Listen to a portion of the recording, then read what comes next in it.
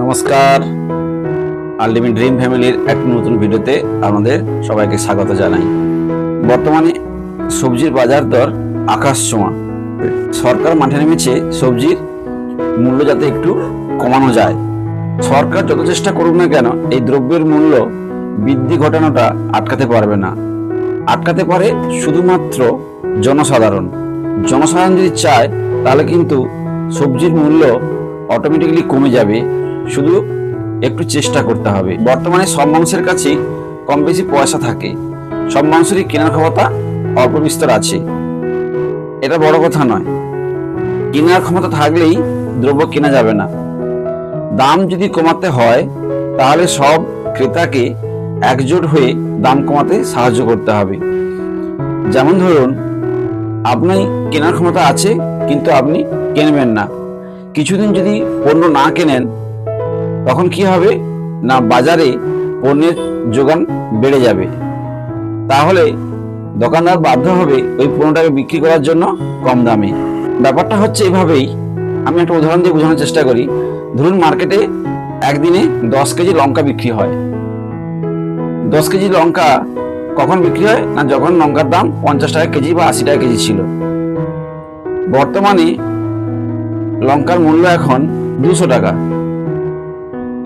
তাহলে মানুষ এই 200 টাকাতেও কিন্তু পণ্য কিনছে।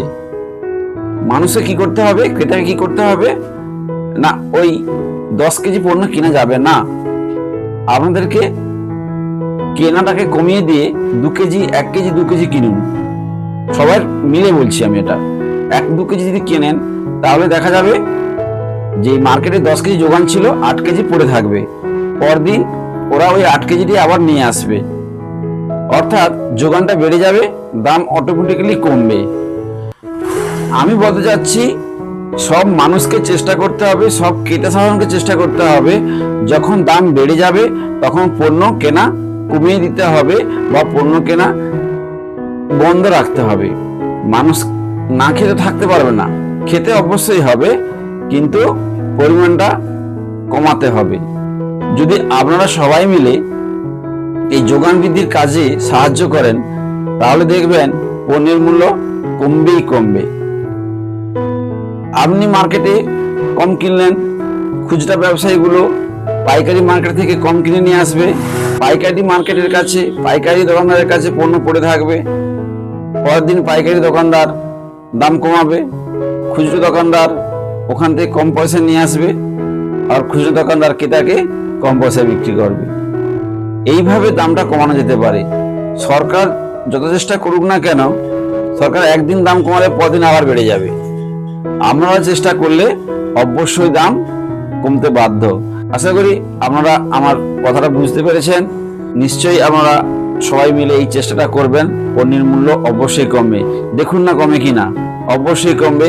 আমি যতটুকু জানি এভাবে পণ্যের মূল্য কমানো যেতে পারে এবং কমবেও। আমার ভিডিওটি যদি আপনাদের ভালো লেগে থাকে তাহলে একটা লাইক, কমেন্ট, শেয়ার করবেন। দেখা হবে পরবর্তী এক নতুন ভিডিওতে। ততক্ষণ ভালো থাকুন, সুস্থ থাকুন। নমস্কার, টাটা, জয় হিন্দ, বন্দে মাতরম।